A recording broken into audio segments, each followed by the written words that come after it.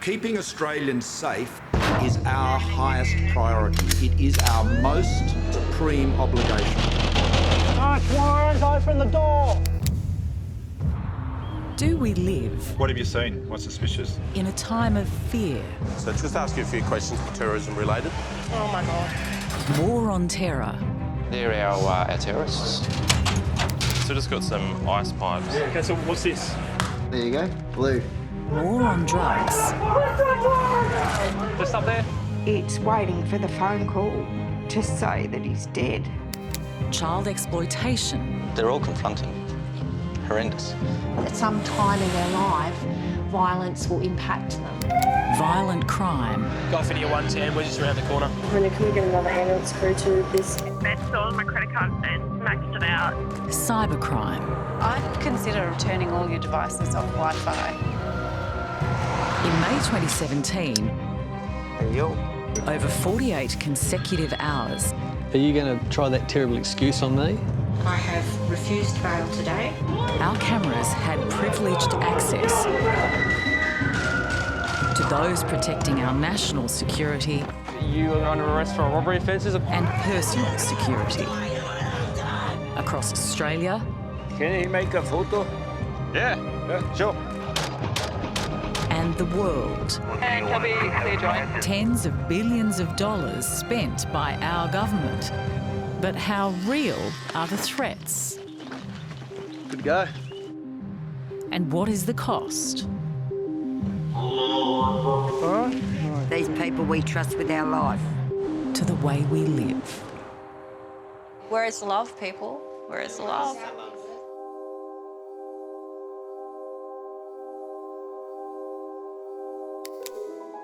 Looking at the weather for the major cities today, Brisbane, partly cloudy, 25. Sydney, mostly sunny. Almost ready to go? Like I told you, you're so much quicker than me.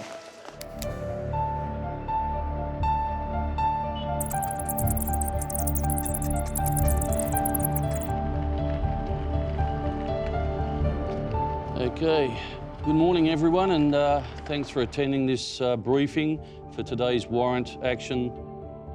Australian Border Force investigations officers are on the trail of a drug importer. With the power to search and arrest, the team is preparing to carry out a raid led by Inspector Stan Pragnell and Officer Jared O'Connor. Recently, an air cargo package arrived into Australia. That package was examined by ABF officers and it was found to contain a white crystalline substance which tested positive for ephedrine. There was about 7.5 kilos total. Ephedrine is a key ingredient in the manufacture of ice. The purposes of today are to execute search and seizure warrants and to gather evidence in an effort to prosecute the offenders. We also have the use of an interpreter today.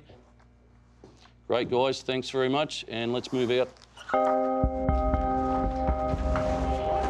The best lead they have is the address listed on the intercepted parcel. However, the team believes there's a good chance that a false name may have been used by the criminals trying to import the ephedrine. Right, we're right to go. Let's hit it. There's been a lot of talk recently about the ice epidemic, and there's no doubt that ice is becoming an increasing problem in Australia and particularly in Sydney. The way that ice comes about is through the manufacture using precursors such as ephedrine, and if we can get the ephedrine at the border before it gets into onto the streets, then we can hopefully prevent the ice from being manufactured, or at least minimise the amount that's being manufactured. 20 minutes, that's not too bad, we'll get there. Yeah. It'll be a very quick field briefing, and then once the field briefings, we'll move straight off. We should be still effecting entry pretty much on time.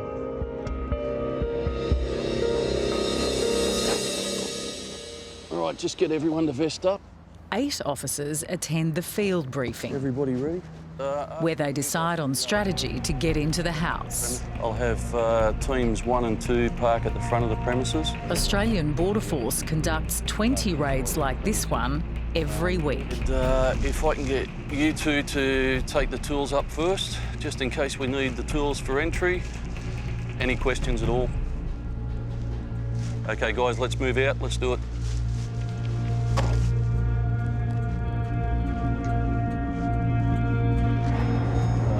This one here. Door's open. It's a pen. Jared, just wait for tools. Yeah. I don't see the cars. Hey, Liz, we're just about to make entry now. Right. Australian Border Force search warrant. Search warrant, open the door. Australian Border Force, we have a warrant. ABC Radio Sydney. Very heavy traffic already heading to the international airport. Heavy traffic, significant delays.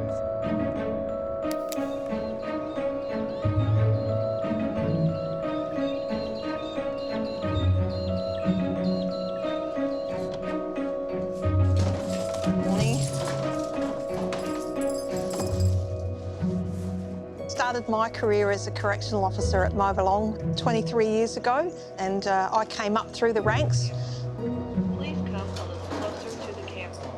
You know, I've done literally everything from drive the tractor to be the general manager and loads in between.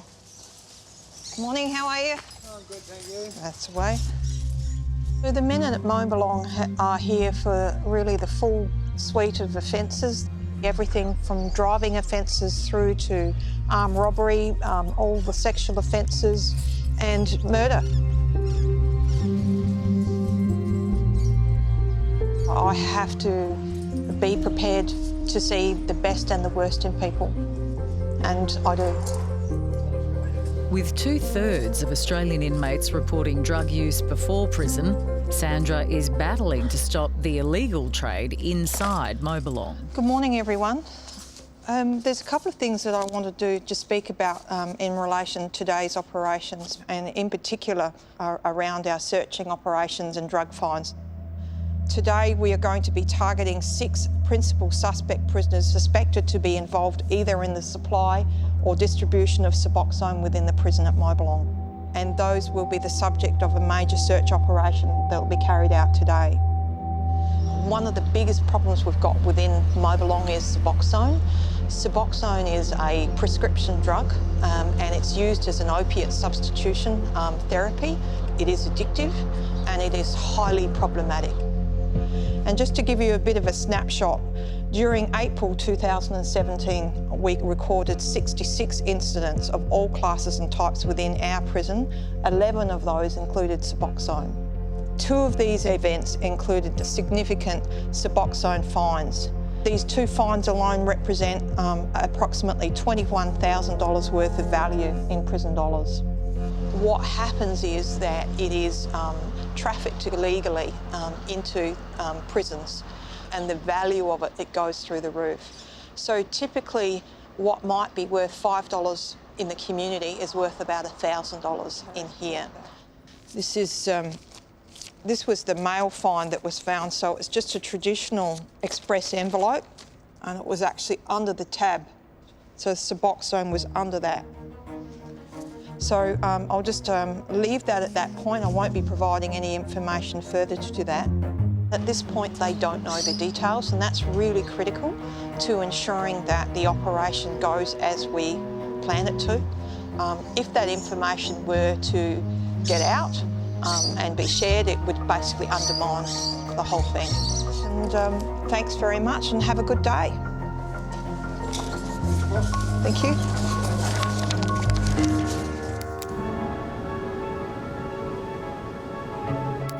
Bring it in here now. Stabilize them for inspection. Happy dogs.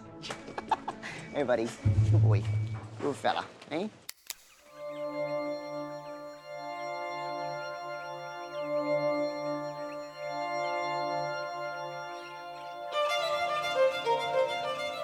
Other than some work and study things that took me away a couple of times to the United States, I have lived here ever since. Brought up my children here. Sue Oliver has called the top-end capital of Darwin home for the past 38 years. It's good to start the day off with something that you like doing, and this is my latest project, is trying to grow some herbs. Looking not too bad at the moment, but we'll see whether I manage to keep them alive or not. I'm a judge, and I primarily sit in the Children's Court in Darwin.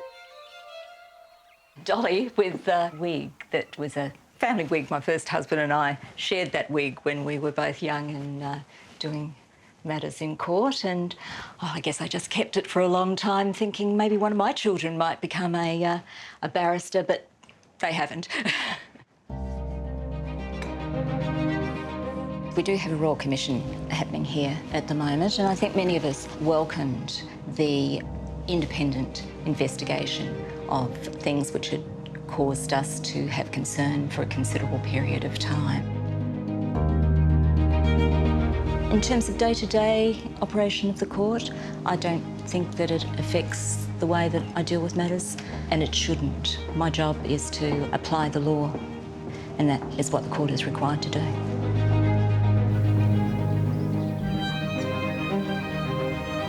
One of the realities is that I will be finalising young people's matters, and it may be that I have to sentence them to a period of detention, and they will be taken into custody and into detention.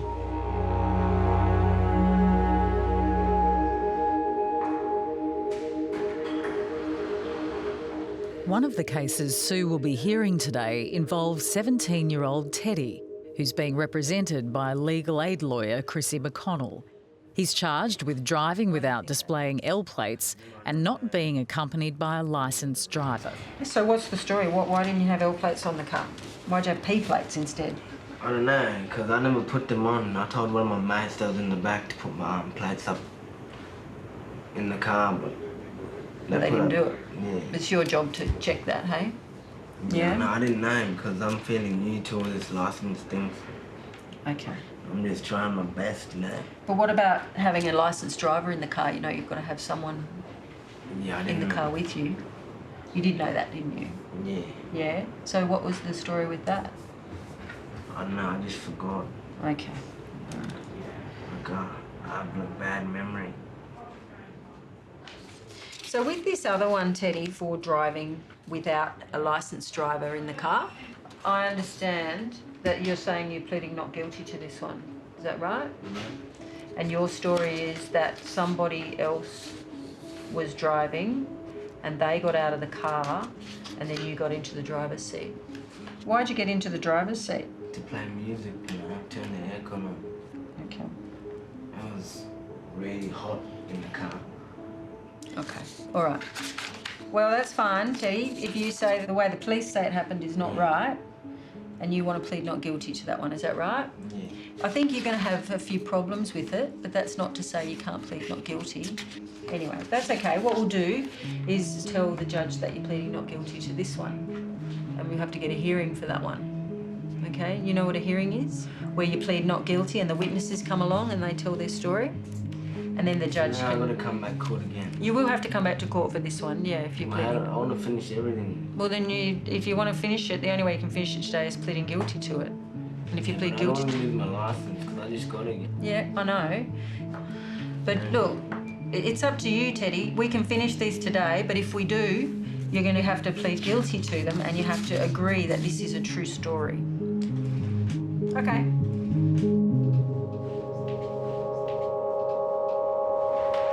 Teddy. Go with Not a happy customer.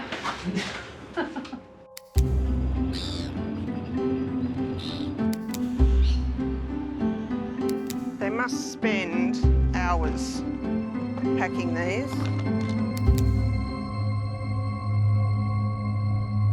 Australian Border Force search warrant. Did you see anyone? No, not through the window. Someone there? Yeah, it's all busy. Lights on, stand. Australian Border Force, open the door. Open the door, we have a warrant. Australian Border Force, we have a warrant.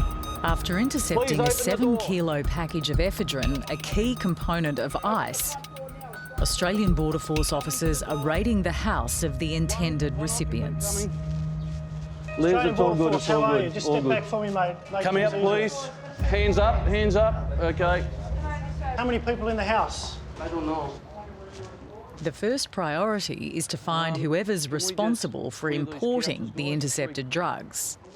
Who is number one? Who's in charge? This man? Do we have keys? The man they've pointed to is the leaseholder. I'm going to get everybody to go to their room one at a time with an officer and grab their ID.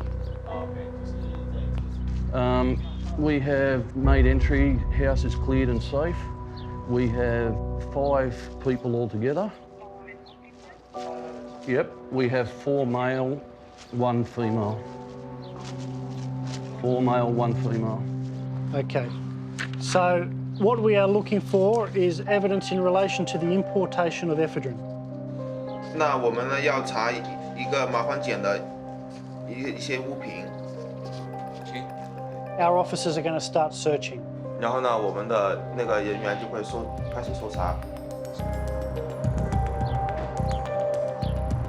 Could be someone under the bed for all we know. So he rents it to all of these guys. Well, he's a principal occupant. We also have some compliance officers here today, and they're going to check everybody's immigration status. Everybody on a good visa? Any expired visas here? Sir, how do you spell your surname? Oh, you got your ID? No. Oh, okay, no problem. Thank you. The documents are valid, but further questioning reveals that 2 of the tenants who sublet a room have left the country. Okay, yeah. Where are they? 他们现在在哪里？中国 ，China。 Oh, they're in China. It's just the other 2, I mean, they left 10 days ago. They're only going for a week. It's a bit suspicious. Yeah, that's about the 24th. Okay, all good? If they were here to collect it. Well, I mean, I can understand it doesn't show up. They got spooked and they took it. Just as the team suspected, it appears the drug importers have used a false name to address the parcel of ephedrine. What I recommend you do in future, though, is properly document your tenants with proper ID. Okay. Because if they do something wrong, you need to know who they are so you can report it. Thank you. Take care.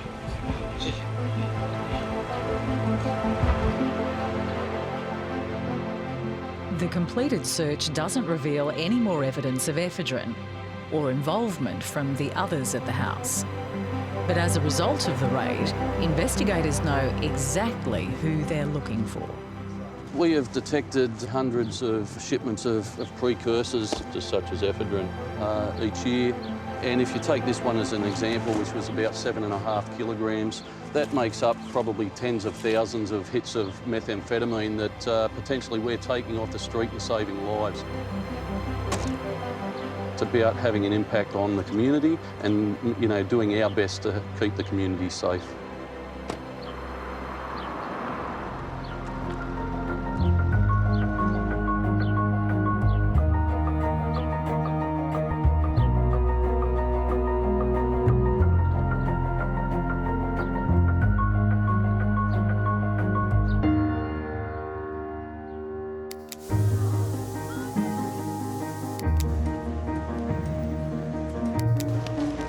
Hey, little bullet coming out of her.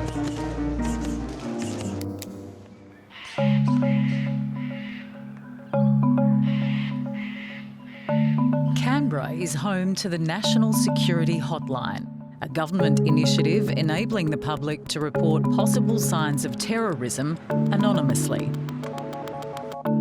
National Security Hotline, this is Dave. Since its inception, it has received over 250,000 calls, faxes and emails, many contributing to ongoing investigations or initiating new ones. Andrew Kelly is a former police officer. Today, he begins a week of training to become an accredited operator for the National Security Hotline, the voice at the other end of the phone. This is an important mechanism. So that's an amazing amount of intelligence. It's the community doing their bit to help the police stop these attacks happening. Benji? All right. Let's go through to the training room. Benji Miller is his training manager. This is where it all happens. That's right. His job today is to prepare Andrew for his first live call on the security hotline. All right. When you look at this role, on paper, looks like a simple role. It's like being in cold call sales, ring something, sell them a vacuum cleaner. You've got to be able to build the relationship straight away. You've got to be able to allay all their fears, get all the information, direct the conversation, and in the meantime, actually be listening to what they're saying, writing it down. Seems fairly straightforward, but it never ceases to amaze me how many people come through here who have got really high levels of qualification, lots of life experience, and then they just can't do this. In terms of the kind of calls that you may get when you get out there, some of them can be quite stressful. Sometimes we have attachments sent through which have got some very graphic imagery. It's not uncommon for us to be sent through Facebook posts that may have pictures or videos of beheadings. And unfortunately, part of the job we have here is we have to actually view that stuff. Before going live, Andrew will be assessed on his ability to extract key information under pressure in a series of mock calls with Benji. Okay, ready to start? Yes, let's All go. right, okay. Ring, ring, ring, ring. Thank you for calling the National Security Hotline. This is Andrew speaking. Is this the NSH? Yes, it is. Mate, look, I'm not really comfortable talking about this, but I've got to tell someone. Okay. Look, now, my family and I, we came here when I was very young, but look, my father's behaviour has really changed. Okay. In what way? Well, in the last little while, he's sort of started wearing the traditional clothing, which is something that the rest of the family doesn't do. And he started holding meetings at our house. He's also grown the traditional beard, so like he's never done that before. And so I'm a bit concerned about where he's going and what's happening. Do you want to tell me your details? Can you can remain anonymous if you like. Calls to the security hotline are confidential, and callers have the right to remain anonymous. Yeah. Has he said anything hateful or angry or made any threats? Or? Oh no, there was a scene at our mosque. With the first mock call, we make it very generic on purpose so that it can stay very much fictional in their mind. Does he have any weapons or anything, any guns or anything? Have you seen anything like that? Not that I'm aware of. What can be hard for people is thinking on their feet and being able to ask questions while they're writing down answers. So I'm getting to a point where I'm running out of questions there. I guess when you're under pressure, you kind of forget. It seems logical, but yeah, you just. Well, once you do this enough, you'll start to have key phrases that you'll just be prompting yourself. It'll become a natural narrative for you. Okay. So, feedback time. Okay, okay. So, which country did I come from? Okay. I made a big assumption, somewhere in the Middle East, but... Correct. Don't assume anything. So ask the question. So whenever anybody deals with travel, coming from somewhere, going to somewhere, always get as much detail as you can. It was surprisingly real, yeah. It felt like I was in a real situation. I know that's ridiculous, it wasn't real, and Benji's right there, and I know he's the trainer. You feel like you're under pressure, you're under the pump, and it was hard. It's not easy by any means, but the more you do this, the better you'll get at it, Practice, for sure. Yeah.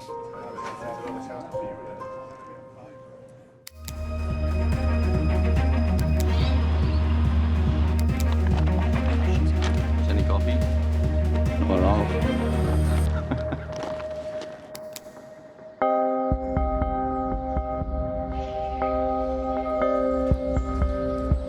At Mobilong Prison, staff have identified a possible drug ring. In a few hours, they will raid the cells of the suspected inmates. We're looking for Suboxone. That's what we're after. We believe it's in there, we believe we've got the right targets, and we're after it. Morning, how are you? In this environment, a badly timed raid could trigger a riot. So for the next few hours, it's business as usual. Mobilong is a low to medium security prison, 2 inmates per guard. Through good behaviour, prisoners earn the right to work.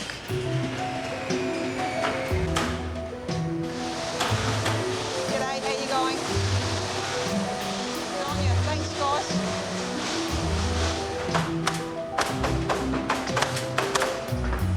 This is called the assembly work shop. At the moment, we're doing pallets, concrete sweeper production. We've got the e-cycle or e-waste, so the recycling of TVs and other electronics. We've got the kindling production and bagging.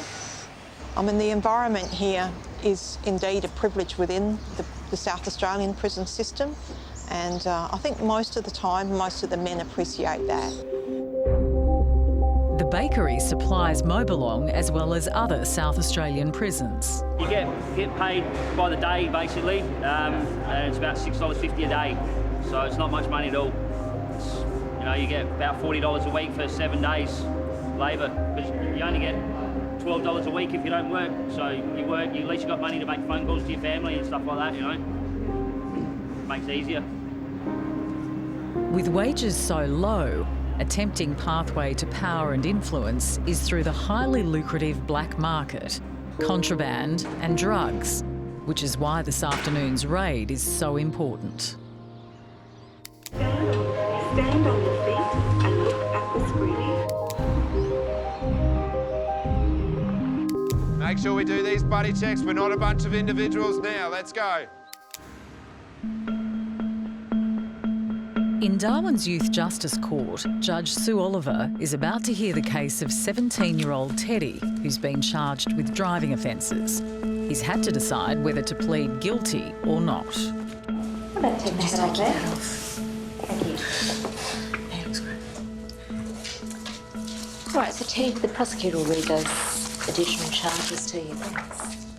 You stand charged that on the 18th of February 2017 at Darwin in the Northern Territory of Australia, being the holder of a learner's licence, he drove a motor vehicle without having another person occupying the front seat of that motor vehicle who was a licence holder.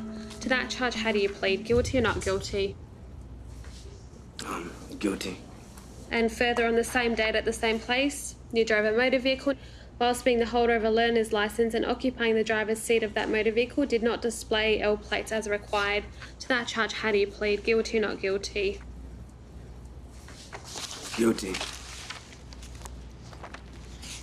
Your Honour will see from his prior history that he has been before the courts for very serious matters in the past, including driving dangerously, for example, as an unlicensed driver, and also for unlawful use motor vehicle type charges.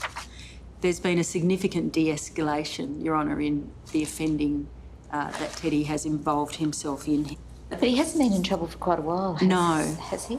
No, he was before the court in September last year for breaching a youth court order, but actual substantive offending there hasn't been for quite some time. Almost a year, 11 months. Yes, and that is one thing he did say to me today, is he just doesn't want to come back here again. He really wants this to be it. He wants it to be over today.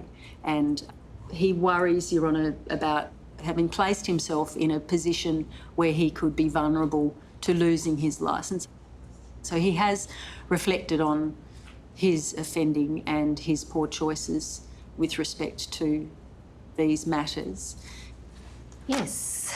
These are matters, of course, that are ordinarily dealt with by way of fines. Teddy doesn't receive any allowance, any government allowance. Not be eligible for youth allowance, wouldn't he? Nah, I was on it, but ever since I got cut off last year, I haven't been on it. Okay. Well, maybe it's time to go back and talk to them again. Nah, because I'm relaxing, Rather get a job? Yeah. I'd rather you got a job as well. The thing is, people get killed. Yeah. In vehicles. So you're the person who's in charge of it when you're driving. You're the person who's got responsibility for keeping yourself, people in your car safe, and keeping other people on the road safe. Teddy really sounds like somebody who needs some help. I'm just wondering whether there's some agencies who might be able to give you a hand just to, find the right place to go to get where you want to be. No, I know what I'm doing. It's difficult.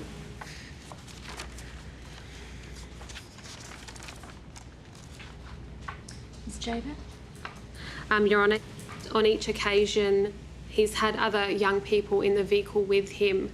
It is dangerous. Both times he seems to have had the same young 16-year-old sitting next to him. Yes, and on the second occasion, he's had about 4 people in the vehicle. However, he does have a history in relation to traffic as well, of driving unlicensed and unlawful use of a motor vehicle. However, he has made a positive step in obtaining his learned licence, and he should be congratulated for that. In my submission, Your Honour, I think the appropriate sentence may be a short good behaviour order to show the court that he has prospects of staying out of the trouble and obeying by the orders of the court.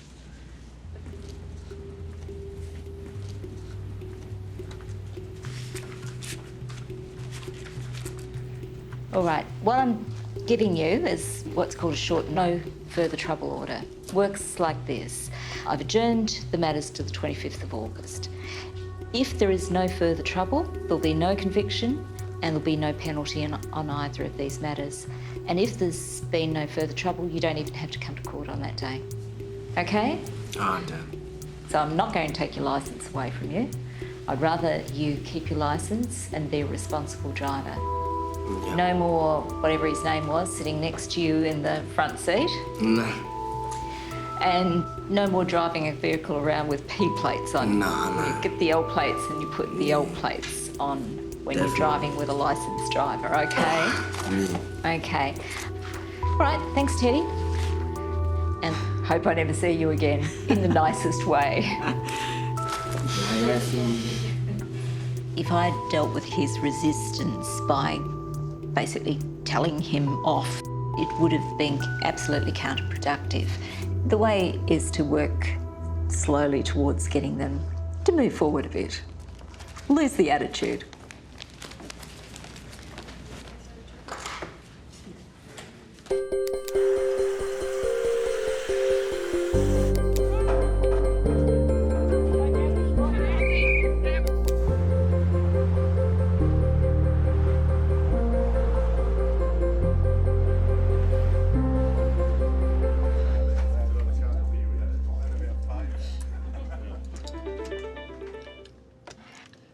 Thank you for calling the National Security Hotline. This is Andrew speaking. Mate, you've got to send some police around to Belconnen Mall.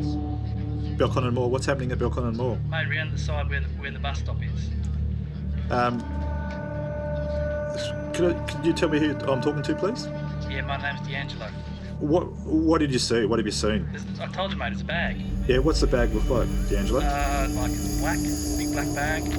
Okay, and you're obviously concerned, D'Angelo, about this bag. Why are you concerned? It's just sitting there. No one's anywhere near it. It's just sitting there. It could be a bomb, could be anything. It's been there. I got the hell out of there. What's your address? What do you need my address for? Just for my records, D'Angelo. We can treat it confidentially, and if you don't. At the National Security Hotline, Andrew is being put through a series of phone call scenarios by training manager Benji. Side of it. Yeah. Was anyone else around? Did you see anyone? Mate, it's Belconnen Mall. There's people everywhere. People everywhere. Coming from a police background, Andrew is hoping to join the Hotline surge team, who handle any excess calls during a major incident. Right. What did you do then? How long ago was this? When did you see it? Oh, about 10 minutes ago. Are you going to send some police around, mate? Yeah. No, I'm just notifying my supervisor now, so they're listening. They're overhearing my call, so we can make a call to Belconnen Police. Okay, good. And this is suspicious, mate. You got to get the police there.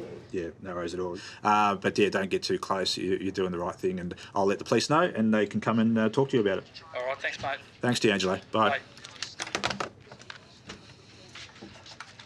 That one was tougher. I was a little bit flustered, to be honest. I was panicking. There's a bag. I know there's probably nothing in the bag. It's probably not a bomb. It's probably not going to blow up. And this is not a real one. So I imagine if it was real.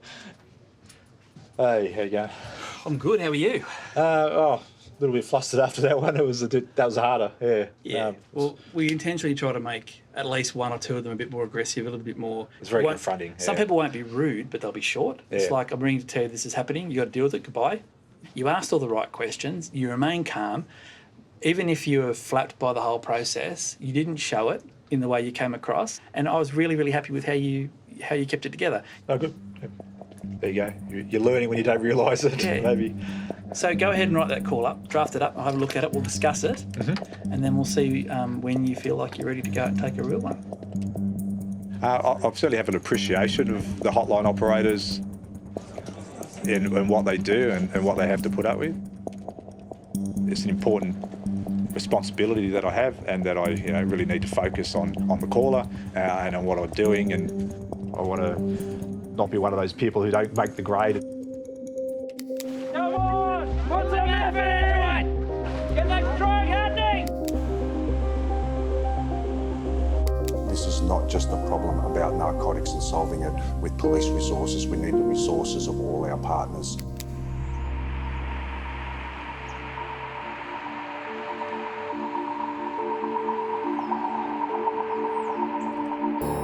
At Mobilong Prison, special unit officers and guards have information about a possible drug ring. They're about to raid the cells of the suspected inmates.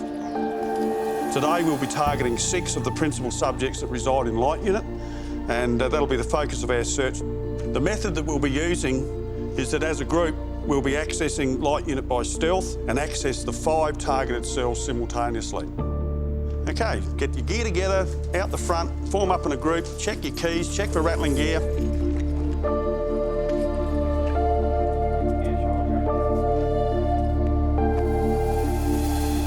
Yeah, we're moving as a group now. Can you keep an eye on us as we approach the front door of Light? We'll need you to fire those 2 doors for us. This Suboxone is a scourge of the system, and it impacts people on the outside. The drug dealers don't bring the drugs in. The drug dealers pressure the mums and dads and grandmothers and partners of prisoners that are probably in here doing small sentences for minor offences. And they're the ones that are being forced into traffic by the people on the outside knocking on doors saying, you will bring drugs in. And if you don't, your partner, loved one in here will pay a penalty. Beautiful. Let's do the lines.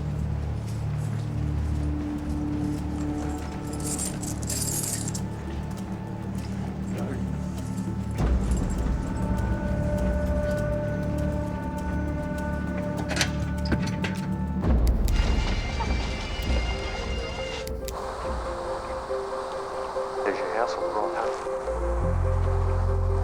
Oh, very nice little mansion.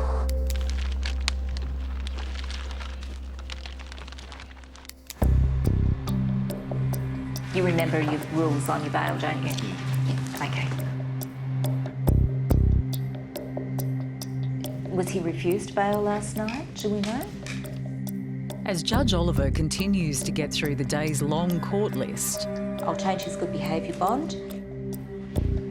Aboriginal legal aid lawyer Crystal Triggs consults with a 20-year-old defendant who, under mandatory sentencing laws, is facing jail time. There's going to be 3 charges, and one of the charges before the court today, that's your adult charge, is a really serious charge, which means that if you plead guilty to this charge, the Sentencing Act says that you have to go to jail for 28 days unless there are particular circumstances. It's always up to the judge, and those sentencing provisions apply, and I'll have to talk to that judge about why they shouldn't be applied to you. Of the 3 charges the 20-year-old is facing, one of them occurred when he was 17 years old in 2014. The Darwin Justice Court is now in session. You know, be seated. Thank you. So let's take the pleas, shall we, on the Youth Justice Court matter, and then I can open the local court to take the other plea. Thank you. On the 30th of May 2014 at Darwin in the Northern Territory of Australia, you did, at Casuarina Shopping Square, intentionally cause damage to property, namely a security surveillance camera. To that charge, how do you plead guilty or not guilty? Guilty. You further stand charged on the 5th of September 2014, you did unlawfully possess cannabis plant material, a dangerous drug specified in Schedule 2 of the Misuse of Drugs Act. To that charge, how do you plead guilty or not guilty? Guilty.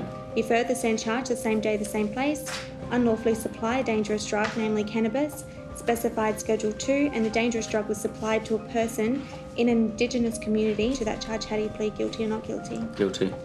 The 20-year-old has pleaded guilty to all charges, including the serious adult charge carrying mandatory jail time. Unless his lawyer can convince Judge Oliver there are special circumstances, he's going to jail. Ms. Triggs. Your Honour, I might start by just outlining some background information about my client. He does describe that he had a rough childhood. He said it was pretty bad. He said it wasn't his parents' fault, but his mum had a lot of exes that were very abusive, and he was exposed to domestic violence for a number of years as a young person. And he said no kid should be exposed to that at such a young age. He also said there was a toll on the family of people passing away, and he said it affected their family badly. Every year of his life, a family member has passed away, and it's had a big impact upon them. Your Honour, I have some material to hand to you that I might hand in a bundle. There's 2 certificates of attainment. There's a photograph of my client playing football. Which one are you in the photo? This? I'm the one that's taking the hanger on top of the bloke. This one? Yeah. Right. He instructs that he started playing football when he was 11, and football's a big part of their family. He started in WA and he moved to Melbourne, and that's when he really kicked off his career and he started getting paid for football. He now has an opportunity to play for VFL in Victoria. Oh, that's impressive. And he said they're waiting for him to hurry up and come down, and he's waiting to finalise these court matters, which he's been very anxious about. And further, he instructs that he wants to travel, he wants to have a future and a career. I'll address his youth file. In relation to the charge of criminal damage, it occurred on the 30th of May 2014. He said he was with his friend pulled down the camera, he high-fived it. It's the sort of kind of slightly thoughtless thing that young people do, high-fiving a camera. Yes, Your Honour. So, Your Honour, the seriousness of count 2, the supply cannabis, is reflected in the legislation, which does impose a mandatory sentence of imprisonment. In relation to the supply cannabis, I will be asking Your Honour to consider particular circumstances. He fully acknowledges he's made those mistakes, and the serious nature of this matter has really weighed him down, and he has been very despairing about coming to court and dealing with this matter, and he understands he is in Your Honour's hands. Thank you.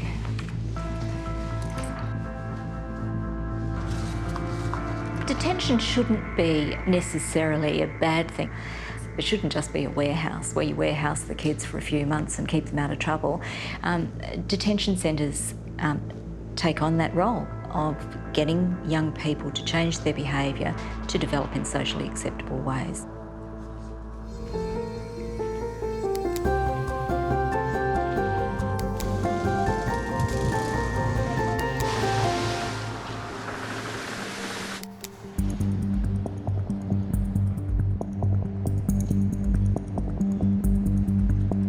At the National Security Hotline, where the public phones in tip-offs about suspicious behaviour, trainee Andrew is about to face his first real call. When they take their first call, it is nerve-wracking, almost as nerve-wracking as taking... I can remember taking my first call, which was 6 years ago, and I felt like I was ready until the phone rang. You really want to give them everything they can have to succeed, knowing full well that you can't predict the call that's coming in. So it's a real unknown. You look the part? Thanks. Looks good. Right. Yeah. So if you're ready, we will get you in there, in the system, taking live calls. You'll be shadowed, so you have the support of an NSH supervisor. Yep, sure. Dave, this is Andrew. Andrew. Happy? Yeah, all right. Get into it, I guess. All right. Best of luck to you, mate. Thanks, Benji, for all of that. We'll see how it all goes. Yeah, hopefully I won't let you down. The best thing we can do is being here with them, so being able to shadow their first few calls. You've given them all you can give them, you've prepared them as best you can, and now they fly or they don't, and you see what happens.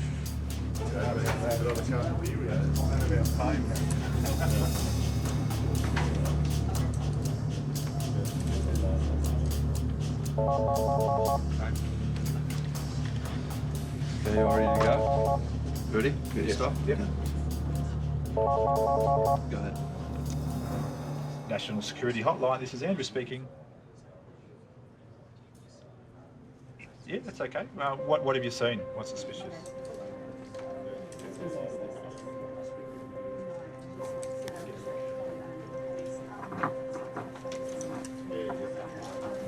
It's exciting, vicarious sort of experience. Everyone's got a role to play. Information from the community is vital. That's the only way we're going to stop this sort of things happening. And if there's problems or strife out there, then and we know about it because of the community, then Australia's going to be a safer place. Thank you very much for your time. Thanks for calling us.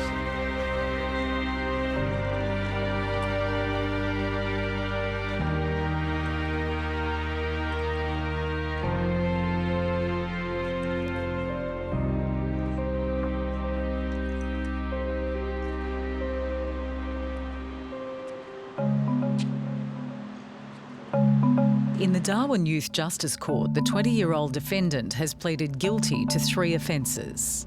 Your Honour, in relation to the charges, one of the charges is quite serious. It is supply drugs, namely cannabis, in an Indigenous community. And Your Honour, I'm sure, is quite aware of the effect of cannabis in Indigenous communities. Mm-hmm. Thanks. Thank you. He now faces a mandatory jail sentence. But Judge Oliver can exercise her power of discretion if she's convinced there are particular circumstances in his case. Kind of reckless sort of behaviour that young people, particularly perhaps young men, sometimes engage in. Just not really kind of thinking through exactly what you're doing when your mate grabs the camera and you decide to high-five it, and it's caused considerable damage. Other charges as an adult, of course, are much more serious. You've participated in a deal exchanging a small amount of cannabis for a carton of beer.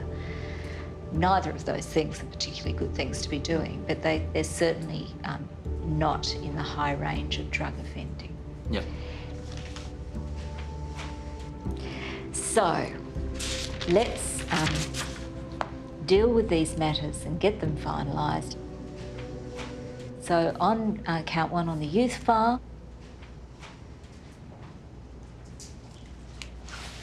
there'll be no conviction and discharge without any penalty. For the adult offending on counts 1 and 2, I do accept there are particular circumstances. He is an impressive young man. This is out of character offending, in my view.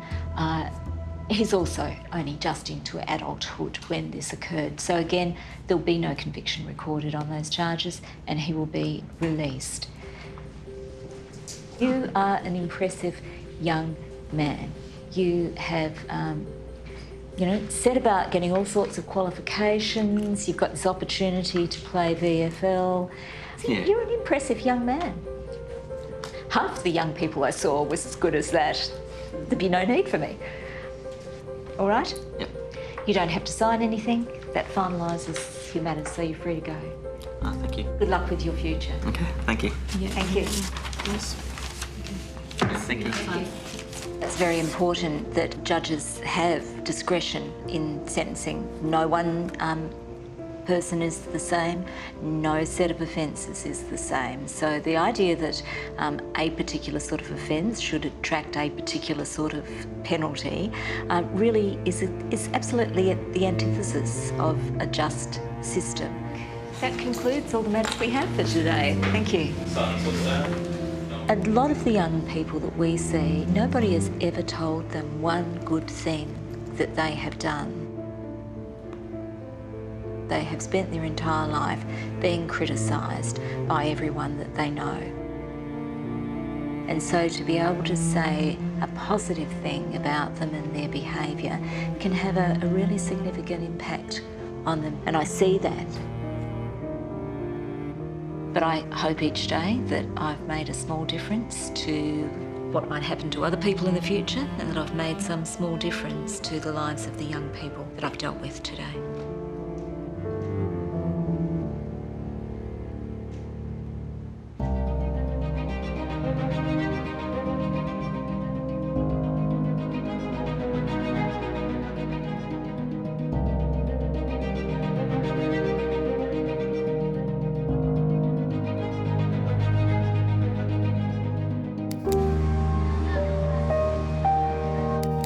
Cool Spider-Man, dude.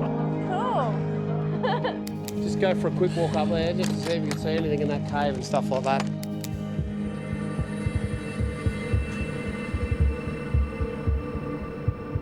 At Mobilong Prison, special unit officers and guards are acting on intelligence of a drug ring. 6 suspected prisoners are targeted.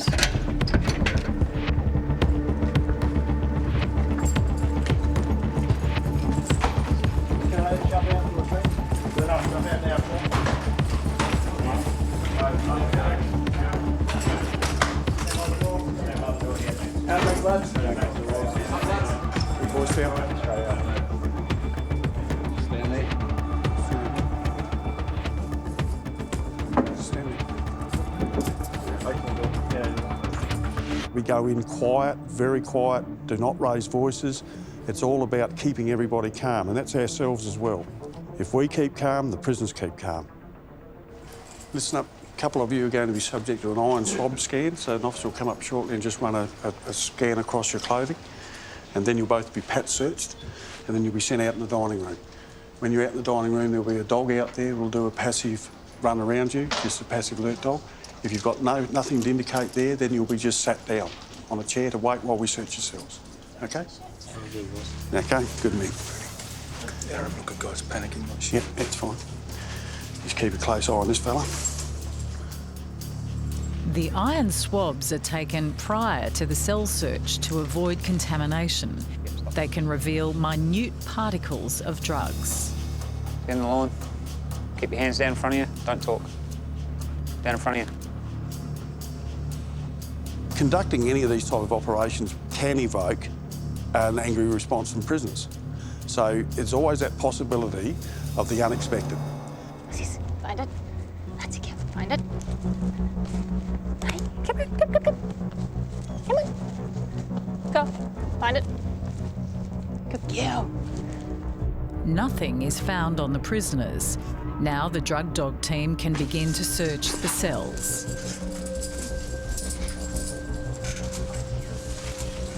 Go. Come here. One time. Good dog. That's a girl. Find it. Good dog. We'll do a search of the cells. We'll give you feedback on what we find or not find.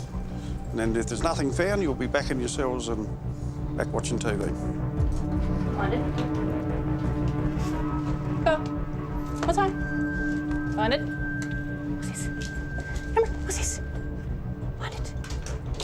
Find it. That's a girl. Find it. Just this one. She liked the shelves. Yeah. Yeah, we've got an indication on cell 9. 9 and 14. Thank you. Passive alert dog has indicated there might be in the presence of a drug either there now or has been a drug there. So the officers will now be particularly concerned where the dog had looked, and so I'll take extra care in that particular area to see if there's anything there to find.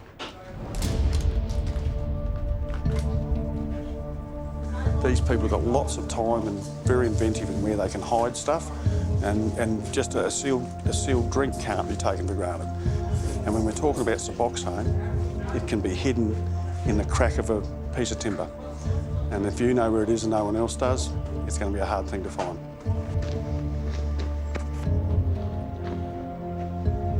You just have to be thorough. That's all you have to do. Just be thorough and be careful. Search scenes, search pockets, leg cuffs. So far, no drugs, but suspicions are raised by the relative affluence of Cell 9. It's a nice clean cell. Yeah, it is a nice clean cell, which is a fair indication, isn't it, that we've got it pretty right. The other indication is that all these clothes are brand new, so someone's looking up. Yeah. You just don't get that. Yeah. I mean, this is 2 guys at the beginning stage of their sentence, and look at the state of the new clothing and the amount of gear that they've got in there for 2 guys. Yeah, already. This brand new towel, brand new gear. Trading. Yep. Yeah, they've got influence, Bernie. Yeah. We're on the track. Yeah. And this one, the lad was particularly nervous when we cracked the cell. Yeah, too. he was indeed. He was indeed, yeah. The suspected prisoners are led back to their cells. What's it, we 1810 still? The next step is to test the swabs that were taken. Okay, these are prisoner swabs taken off individual prisoners, as well as the desk swabs.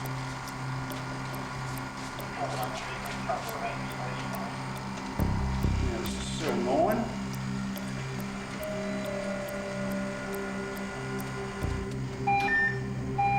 Buprenorphine 11%. Buprenorphine is the primary active ingredient in Suboxone. We've got a positive on that cell there, and the occupant of that cell was positive as well. Well done. So That's great that's a news. confirmation. Excellent. The positive result is enough to confirm suspicions, but they need more proof to break the drug ring. I'm happy. You know, the observations that the staff made in the cells and the searches really gives us an indication that we've got our targets right. So now what we have to do is just be persistent. Check your areas, please. Check all areas and gather up your gear, and we'll move back to the business centre. We'll let the dust settle after tonight, and when the dust has settled, we'll strike again. They won't know what time. It'll be morning, afternoon, late at night, weekends. And I expect our persistence will pay off. We just keep pushing.